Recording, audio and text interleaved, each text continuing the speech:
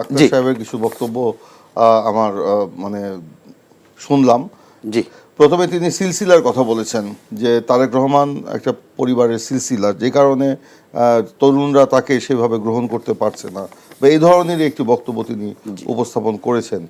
তারেক রহমান যে উনি বলতে চাচ্ছেন যে ওনার বাবা শহীদ প্রেসিডেন্ট জিয়াউর রহমান, ওনার মা বেগম খালেদা জিয়া, এই জন্য তারেক রহমানের রাজনীতি করার কোনো সুযোগ নাই, অধিকার নাই। তো এই জন্য তরুণরা এটাকে গ্রহণ করতে পারছে না। কিন্তু এই যে পারিবারিক যে রাজনীতি, বা ওনারা যেটা বলে থাকেন বা বলার চেষ্টা করেন বিভিন্ন জন, ওনারা শুধু না, অনেকেই বলার চেষ্টা করেন, সারা পৃথিবীতে রাজনৈতিক পরিবার বলে একটা কথা আছে। আপনার সেই আমেরিকা বলেন, পাকিস্তান বলেন, আপনার ভারত বলেন, ইতালি বলেন, আপনার শ্রীলঙ্কা বলেন, আপনার ইউরোপের বিভিন্ন দেশে বলেন, দেখবেন যে সেখানেও কিন্তু এইটা আছে। তো তার বাবা রাষ্ট্রপতি ছিলেন বা বিএনপির প্রতিষ্ঠাতা, সে কারণে উনি রাজনীতি করতে পারবেন না? তিনি তো হঠাৎ করে এসেই বিএনপির ভারপ্রাপ্ত চেয়ারম্যান হয়ে যান নাই। তিনি বগুড়া জেলা কমিটির প্রথমে 1 নম্বর সদস্য ছিলেন, তারও আগে একটা ওয়ার্ড কমিটির সদস্য ছিলেন বগুড়ায়, গাবতলীতে। গাবতলী উপজেলা বিএনপি একটা ওয়ার্ড কমিটির সদস্য, সেখান থেকে গাবতলী উপজেলা বিএনপির সদস্য, তারপরে তিনি হলেন বগুড়া জেলা বিএনপির সদস্য, ওখান থেকে বিএনপির সিনিয়র যুগ্ম মহাসচিব, তারপর তিনি দলের সিনিয়র ভাইস চেয়ারম্যান, তারপর ভারপ্রাপ্ত চেয়ারম্যান এখন আছেন বেগম খালেদা জিয়ার অসুস্থতার কারণে বা জেলে যাওয়ার কারণে যেটা হয়েছে। তো সেই কারণে তারেক রহমান কি রাজনীতি করতে পারবেন না? এটা হয়তো বলতে চাইনি, নেতৃত্ব দেওয়ার কথা বলছে, পরিবারতন্ত্রের কথা না। পরিবারতন্ত্র আপনার বিভিন্ন দেশে পরিবারতন্ত্রের যে উদাহরণটা আছে, ভারতে কি নেই? সেখানে আপনার সোনিয়া গান্ধী দলের কংগ্রেসের চেয়ারপারসন, আর মহাসচিব হচ্ছেন তার ছেলে রাহুল গান্ধী। আমার দলে তো বেগম খালেদা জিয়া চেয়ারপারসন, মহাসচিব তো তারেক রহমান না। দ্বিতীয় নির্বাহী প্রধান যিনি, তিনি তো অন্য পরিবারের লোক। তারেক রহমান ভারপ্রাপ্ত চেয়ারম্যান। যখন বেগম খালেদা জিয়া অ্যাক্টিভ ছিলেন, সুস্থ ছিলেন, বাইরে ছিলেন, জেলের বাইরে ছিলেন, বা তাকে জেল হাজতে দেওয়া হয়নি, তখন তো তিনি তারেক রহমান তো অ্যাক্টিভ ছিলেন না পলিটিক্সে, সিনিয়র ভাইস চেয়ারম্যানের পদে ছিলেন। অ্যাক্টিভ ছিলেন, কিন্তু সিনিয়র ভাইস প্রেসিডেন্ট মানে চেয়ারপারসনের ক্ষমতা তো তিনি মানে অ্যাপ্লাই করেন নাই বা এটাকে এক্সারসাইজ করেন নাই। তো সেই কারণে ওনার রাজনীতি করা যাবে না, এটা যেমন ঠিক। আবার উনি আরেকটি কথা বলেছেন যে এখানে ছাত্ররা যে আকাঙ্ক্ষা ধারণ করে, এই আকাঙ্ক্ষা তো বিএনপি ধারণ করে, ওনারাও ধারণ করে। উনি যে বললেন চিকিৎসার ব্যবস্থার কথা বললেন, ছাত্ররা এরকম একটা ব্যবস্থা চায়। আজ থেকে 3 বছর আগে তারেক রহমান যে আপনার বিএনপির যে আপনার রাষ্ট্র মেরামতের 31 দফা না, প্রথমে 27 দফা ছিল, তারও আগে 2017 সালে বেগম খালেদা জিয়া যে ভিশন 2030 দিয়েছিলেন, তিনি সেখানে চিকিৎসা ব্যবস্থার আমূল পরিবর্তনের কথা বলেছিলেন, এবং সেখানে বলেছিলেন একজন ব্যক্তির জন্য একজন চিকিৎসক থাকবে।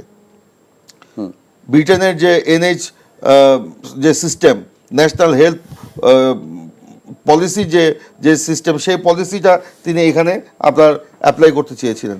একজন ব্যক্তির জন্য একজন ডাক্তার, তার মানে 20 কোটি মানুষের জন্য 20 কোটি ডাক্তার? কখনোই না। একজন ডাক্তারের অধীনে কথার কথা যে 5,000 লোকের একটা রেজিস্ট্রেশন থাকবে। কোনো অসুস্থ হলে তিনি ওই ডাক্তারের কাছে যাবেন, ডাক্তার তার ক্যাপাবিলিটি অনুযায়ী তাকে চিকিৎসা দেবেন, এবং সেই চিকিৎসা বিনা খরচে, বিনামূল্যে, এবং তাকে নির্দিষ্ট কিছু ওষুধ বিনা পয়সায় দেওয়া হবে। হাসপাতালেও তাকে বিনা খরচে চিকিৎসা দেওয়া হবে। এটা সকল নাগরিকের জন্য। বিএনপি তো সেই পলিসি ধারণ করে। বিএনপি সেই পলিসি নাই তা কিন্তু না। আজকে আক্তার ভাই বললেন যে আমরা কি বলে সংবিধান, বিএনপির যে 31 দফা, এখন সর্বদলীয় যে 31 দফা, তার আগে বিএনপির যে আপনার 27 দফা, সেখানে স্পষ্ট করে বলা আছে যে বিএনপি রাষ্ট্র ক্ষমতায় অধিষ্ঠিত হলে সেখানে সকল আন্দোলনরত সকল রাজনৈতিক দলগুলোকে নিয়ে জাতীয় সরকার গঠন করে আমরা যে কাজগুলো করব, তার মধ্যে 1 নম্বর কাজ হবে আপনার সাংবিধানিক কমিশন গঠন করা। এবং সেই সাংবিধানিক কমিশনে মাধ্যমে আমার এই সংবিধানে যে অসঙ্গতি রয়েছে, যে ফ্যাসিবাদের উত্থানের যে মানে পর্বগুলি রয়েছে, বা একটা অগণতান্ত্রিক পদ্ধতি প্রমোট করার যে আপনার পদ্ধতিগুলো রয়েছে, সেগুলোকে বিলোপ করে আমরা সর্বসম্মতিক্রমে আমরা এই সংবিধানকে জনগণের সংবিধানে পরিণত করব। আচ্ছা, আমরা তো এগুলো তো আমরা মানে মানে বলছি এবং করছি, এগুলো কিন্তু আমাদের পলিসির মধ্যে আছে। আমরা যেটা বারবার আমরা বলছি, এবং এই 31 দফা নিয়ে আমরা এখন একেবারেই গ্রাম লেভেলে কাজ শুরু করেছি। আপনারা দেখেছেন গ্রামে গঞ্জে হাটে বাজারে আমরা 31 দফার মানে ব্যাপারে জনমত আমরা তৈরি করছি। ক্লিয়ার। আমরা একটা ছোট্ট করে একটু উত্তর নিয়ে আমরা বিরতিতে যাব। সেটা হচ্ছে আক্তার, আপনার কাছেই জানতে চাই, যেহেতু এই প্রশ্নটি পরিবারতন্ত্রের প্রশ্নটি আসলো বড় করেই, একটু ইতিবাচকভাবে যদি আমরা দেখার চেষ্টা করি, তো যে সন্তানটা একেবারে জন্মের পর থেকেই রাজনীতি দেখছে, স্ট্রাগল দেখছে, বাবার জেল খাটা দেখছে, কিংবা রাজনীতির দুঃসময় দেখছে, ক্ষমতা দেখছে, অনেকে তার বাড়িতে আসতে দেখছে, এই যে একটা পলিটিক্যাল সোশ্যালাইজেশন, এটার ভেতর দিয়ে সে বড় হচ্ছে। তো শুধুমাত্র পরিবারতন্ত্রের দোহাই দিয়ে তাদেরকে রাজনীতি থেকে সরায় রাখা, কিংবা তাদের মানে দল এই পলিসি থেকে বেরোয় এসে, যেটি প্রিন্স ভাই অন্যরকম ব্যাখ্যা দিয়েছেন, পৃথিবীর বিভিন্ন দেশের প্রেক্ষাপট দিয়ে বলেছেন, আমি এই পলিটিক্যাল সোশ্যাল কালচারের জায়গা থেকে আপনার কাছে জিজ্ঞেস করছি, এটা কি বেনিফিট না আরও? আচ্ছা, প্রত্যেকটা মানুষ একটা গণতান্ত্রিক দেশে রাজনীতি করবেন, রাজনীতির অধিকার সকলেরই আছে। ডেফিনেটলি কারো রাজনীতির অধিকারকে খর্ব করার কথা আমরা বলছি না, কিন্তু কুক্ষিগত হয়ে যাওয়ার যে ব্যাপারটা, আমাদের অবস্থান হচ্ছে সেই জায়গায়। রাজনীতি যেন কোনো একটা পরিবারের কাছে কুক্ষিগত হয়ে না যায়, কোনো একটা দল যেন কোনো একটা পরিবারের কাছে কুক্ষিগত হয়ে না যায়, আমরা সেই বক্তব্যটা দিতে চাচ্ছি। এখন সে জায়গায় বিএনপি যদি আসলেই এরকম হতে পারে, যেরকমটা আমরা বলছি যে না, বিএনপি দলটা জিয়া পরিবারের কাছে কুক্ষিগত থাকবে না, আওয়ামী লীগ যেভাবে শেখ হাসিনার কাছে কুক্ষিগত হয়েছিল এবং সেখানে একটা ফেসিবাদের জন্ম নিয়েছিল, সেরকমটা হবে না, সেটা তো ইতিবাচক আমরা দেখবই। কিন্তু আমাদের যে কথাগুলো আমরা যেটা বলেছি, আপনি দেখেন যে সবগুলো কথা ভাই টাচ করেছেন, কিন্তু আমি যে চাঁদাবাজি বা মামলা বাণিজ্যের কথাটা বলেছি ভাই, এই প্রসঙ্গটা ভাই এগুলো আগেও স্বীকার করেছে। আমি এটা বলতে চাই, আমি একটা লাইন বলি, তারপরে আমি যে মিস করে গেছি, আমার হাতে কোনো কাগজ কলম ছিল না, তাহলে নোট করতে পারতাম। নোট আপনারা কাগজ কলম দেন নেই দেখে নোট করতে পারিনি, সেই জন্য হয়তো মিস হয়ে গেছে। চাঁদাবাজি সন্ত্রাস, আওয়ামী লীগ গত 15 বছরে এই চাঁদাবাজি এবং সন্ত্রাসকে এটা একটা রাজনীতিকরণ করে ফেলেছিল, এবং রাজনীতি মানেই অবৈধ টাকা ইনকামের একটা মেশিন এইটা পরিণত করে ফেলেছিল, যেটা সারা দেশে এটা সংক্রমিত হয়েছে। আমাদের মধ্যে সংক্রমিত হয় নাই আমি বলবো না, হয়েছিল। আপনারা দেখেছেন 5ই আগস্টের পরে তারেক রহমান এবং আমরা সকলে মিলে কিভাবে এটা লাগাম টেনে ধরেছি। এর মধ্যে বললাম সংক্রমিত হয়েছে, হওয়ার পরে কেউ কিছু কিছু লোক এমন কাজ করেনি, আমরা অস্বীকার করবো না, কিন্তু সাথে সাথে তার বিরুদ্ধে ব্যবস্থা নেওয়া হয়েছে। এবং বাংলাদেশ জাতীয়তাবাদী দল বিএনপি একমাত্র রাজনৈতিক দল যে দল তার বিপদগামী কর্মীদেরকে পুলিশের হাতে তুলে দিতে দ্বিধাবোধ করে নেই, এবং মামলাও করা হচ্ছে। এটা কি শুধু মানে আমাদের বেলায় প্রযোজ্য? না, আমরা তো বৈষম্য বিরোধী ছাত্র কয়েকদিনই দেখলাম, আমরা ময়মনসিংহে দেখেছি, জিরা চোরাচালানের সাথে তারা জড়িত, সেখানে সেনাবাহিনী তাদেরকে গ্রেপ্তার করেছে।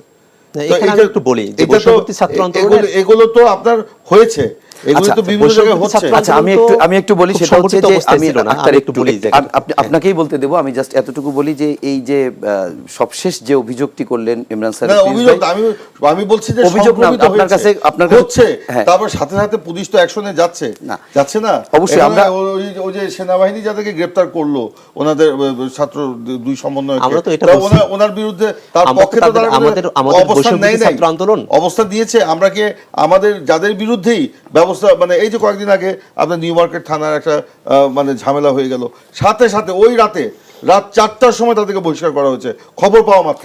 আপনাদের বিরুদ্ধেও এই জাতীয় অভিযোগ আসছে, বিশেষ করে সরাসরি আপনাদের নাগরিক কমিটিরও কয়েকজনের বিরুদ্ধে এরকম অভিযোগ আছে, অ্যাডভাইজার যারা ছাত্র প্রতিনিধি তাদের বিরুদ্ধে আসছে, এবং একই সঙ্গে আপনি যেটি পরিবারতন্ত্র নিয়ে যে বক্তব্যটি ছিলেন সেটিও একটু বলবেন প্লিজ। এটা তো খুবই অবভিয়াস যে বাংলাদেশের যে কোনো মানুষ তার গণতান্ত্রিক অধিকার হচ্ছে যে তিনি রাজনীতি করতে পারবেন। তো এখানে প্রিন্স ভাই যেটা বলেছেন যে রাজনৈতিক পরিবারে জন্ম নেওয়ার কারণেই কি তারেক রহমান সাহেব তিনি কি রাজনীতি করতে পারবেন না? আমরা কিন্তু বলছি যে সবাই রাজনীতিটা করতে পারবেন, কিন্তু যে জায়গায় দলগত জায়গায় সেটা যেন কুক্ষিগত না হয়ে পড়ে, এটা হলো আমাদের কনসার্নের জায়গা। কোনো একটা দল, কোনো একটা গোষ্ঠী, তারা যেন কোনো একটা পরিবারের কুক্ষিগত না হয়ে যায়, কোনো একজন ব্যক্তির কুক্ষিগত না হয়। এখানে যেন নেতৃত্বের সাফল্যগুলো হয়, রিসাফলগুলো যেন চলতে পারে, তাতে করে যেন একটা দল যেন অস্তিত্বহীন হয়ে যাওয়ার যে সংকট, এই সংকটে যেন না পড়ে। এই নতুন যে জায়গাটা, এটা কিন্তু তরুণরা প্রত্যাশা করে। এই জায়গায় তার সাথে আমার খুব বেশি পার্থক্যের জায়গা নেই। এবং একই সাথে আপনি যেটা বলেছেন যে যদি কারোর বিরুদ্ধে অভিযোগ থাকে, যে অভিযোগের কথাটা বলেছেন, তো অভিযোগ তো অনেকগুলোই আসতেই পারে। হ্যাঁ, তো অভিযোগের যে জায়গাটা, সেখানে যদি কোনো সত্যতা পাওয়া যায়, সেক্ষেত্রে আপনি দেখেন এখনো পর্যন্ত আমাদের নাগরিক কমিটিতে আমরা এরকম কাউকে পাইনি। আমাদের নাগরিক কমিটিতে খুব সম্ভবত আমরা এরকম কাউকে পেয়েছিলাম, আমাদের কমিটিতে এসেছেন যারা হয়তো আওয়ামী লীগের সাথে সংশ্লিষ্ট ছিলেন। আমরা এটা জানা মাত্রই কিন্তু আমরা তাকে বহিষ্কার করেছি আমাদের জায়গা থেকে। খুব বেশি এরকমটা হয়নি, কারণ আমরা তো 200-র উপরে থানা কমিটি করেছি, এরকম ঘটনা মনে হয় একটা কি দুইটা ঘটেছে আর কি। তো এই জায়গায় যদি আসলেই কারোর বিরুদ্ধে কোনো ধরনের অভিযোগ থাকে, আমরা এটা চাই যে সেটা আমাদেরকে জানানো হোক। কারণ নতুন বাংলাদেশের নতুন যে বন্দোবস্ত, সেখানে পুরনো যে ব্যাগেজ যেগুলো আছে, পুরনো যে কৃষ্টি কালচার যেগুলো আছে, যেগুলো ভালো নয়, সেগুলোকে আমরা বয়ে নিয়ে যেতে চাই না। ডাক্তার, এই প্রশ্নগুলো কেন আসছে আমি আপনাকে একটু ক্লিয়ার করি। সেটি হচ্ছে, সেই ডাকসুর নির্বাচনে যদি আমি ব্যাকে যাই, সেখানে আপনারা অধিকার পরিষদ, ছাত্র অধিকার পরিষদ থেকে আপনি, নূর, সবাই একটা প্ল্যাটফর্মে ছিলেন, সেখান থেকে আপনারা আলোচনা করেছেন। আমি একেবারে ভেতরে না যাই, সেখান থেকে হয়তো আপনাদের ভিতরেও নূরের সঙ্গে দূরত্ব তৈরি হয়েছে, যেটি আমরা পরবর্তীতে নূরের বিভিন্ন অ্যাক্টিভিটিসে, তার অর্থনৈতিক লেনদেন থেকে শুরু করে অনেক জায়গায় প্রশ্ন তৈরি হয়েছে। আপনারা হয়তো সেখান থেকে একটা নির্ঝঞ্ঝাট কিংবা একটা পরিচ্ছন্ন ইমেজ দাঁড় করানোর চেষ্টা করছেন, কিন্তু শুরুতেই যদি আপনাদের বিরুদ্ধে এই অভিযোগগুলো আসতে থাকে, আপনারা কি অনেক দূর যেতে পারবেন, নাকি আপনাদের এখান থেকে যদি এরকম ধরনের অভিযোগগুলো সত্যতার সঙ্গে আসে? কারণ এখানে ব্যাপারটা হলো কি, অভিযোগের যে জায়গাটি, যতক্ষণ পর্যন্ত না এটা প্রুফেন হয়, যতক্ষণ পর্যন্ত না এটা প্রমাণিত হয়, ততক্ষণ পর্যন্ত এটাকে আমলে নেওয়ার যে জায়গাটা, সেটা খুব কঠিন হয়ে পড়ে। কারণ বাজারে অনেক কথাই ছড়ায়, এবং ইদানিং ফেসবুকের যুগ, ফেসবুকে এমন অসংখ্য জিনিস ছড়িয়ে পড়ে, আসলে কে ছড়ালেন, উৎস কোথায় থেকে, সেটাকে ট্রেস করা যায় না, পাবলিক ফ্যাক্ট চেকিংও করতে পারে না, উৎসটাকে ট্রেস করা যায় না, কিন্তু কথাটা ছড়িয়ে পড়ছে, মুখে মুখে জনে জনে ছড়িয়ে গেল, খুব বেশি সময় লাগে না অনলাইনের যুগে। তো এই কারণে এই যে অভিযোগগুলো, এগুলো তো আমাদেরকে নানাবিধভাবে আমাদেরকে প্রশ্নবিদ্ধ করার জন্য করা হতে পারে। এই কারণে যদি কোনো প্রমাণ থাকে, প্রমাণ সাপেক্ষ যদি কিছু হয়, সে জায়গায় আমরা খুবই কঠোর একটা ব্যবস্থা নেওয়ার আমরা পক্ষপাতী। আমাদের এরকম ঘটেছে যে আওয়ামী লীগের কেউ একজনকে হয়তো আমাদের কমিটিতে কোনো না কোনোভাবে সে এসেছে, যার ব্যাপারে আমরা আগে অবগত হতে পারিনি, কিন্তু আমরা যখন অবগত হয়েছি, আমরা তার বিরুদ্ধে আমরা ব্যবস্থা নিয়েছি। এই যে চর্চাটা, এই যে অভ্যুত্থানের ভিতর দিয়ে যে এই চর্চাটা বাংলাদেশে আসলো, এটা তো একটা বড় একটা পরিবর্তন, এবং এই পরিবর্তনটা তো আগে তো ছিল না। আজকে এখানে প্রিন্স ভাই আছেন, প্রিন্স ভাইও খুব তিনি আত্মসম্মানের সাথে এই কথাটা বলেছেন যে যদি বিএনপিতে কেউ এরকম করে, তারাও সেখানে ব্যবস্থা নিচ্ছেন।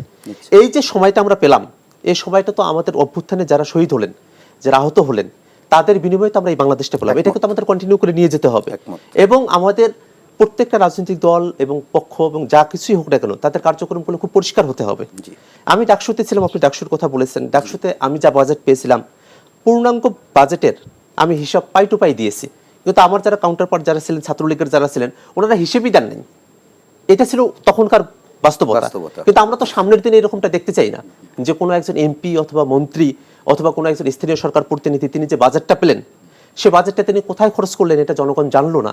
বালিশকাণ্ডের মতো কাণ্ড বাংলাদেশে ঘটুক, এটা তো আমরা দেখতে চাই না। আচ্ছা, এই পর্যায়ে আপনাকে শেষ একটা প্রশ্ন করে আমি একটু প্রিন্স ভাইয়ের কাছে যাব। সেটি হচ্ছে যে, আপনি যেটা বললেন যে তরুণ প্রজন্মের ভিতরে একটি রাজনৈতিক পরিবর্তনের, গুণগত পরিবর্তনের একটা আকাঙ্ক্ষা তৈরি করেছে গণ অভ্যুত্থান। আমি এটিকে মেনে নিলাম। মেনে নিয়ে যদি বলি, এই তরুণ প্রজন্ম সবাইকে রিপ্রেজেন্ট জাতীয় নাগরিক কমিটি কিংবা বৈষম্য বিরোধীরা করে না।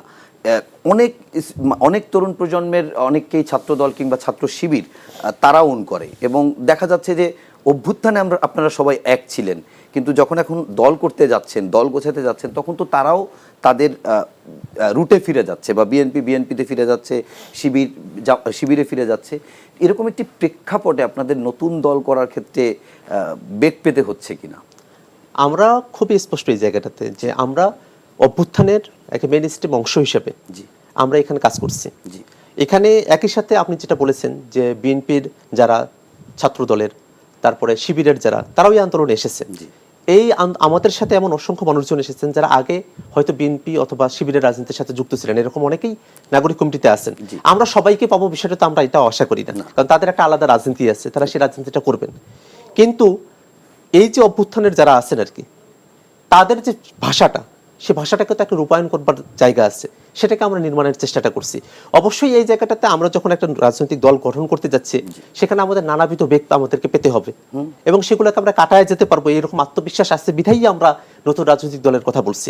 যদি আমরা সে ততটুকু আত্মবিশ্বাসী না হতাম, তাহলে তো নতুন রাজনৈতিক বন্দোবস্তের কথা বলতাম না, বা নতুন রাজনৈতিক দলের কথা বলতাম না। তাহলে যেটা হতে পারতো, এই ছাত্ররা আন্দোলনে এসেছে, তারা আন্দোলনে আসলো, তারা গুলি খেলো, তারা আন্দোলন থেকে আহত হলো, শহীদ হলো, এরপরে তারা তাদের পড়ার টেবিলে ফিরে গেলো, এখানেই শেষ হয়ে যাবার কথা ছিল, কিন্তু সেটা তো হচ্ছে না। এবারের আন্দোলনে যারা এসেছেন, তারা তো তাদের পড়ালেখার পাশাপাশি একই সাথে তারা বাংলাদেশে একটা রাজনৈতিক দলের গোড়াপত্তন তারা করতে চাচ্ছেন। এতটুকু হিম্মত আমাদের মধ্যে আছে বিধেই আমরা আগাতে চাই আসলে।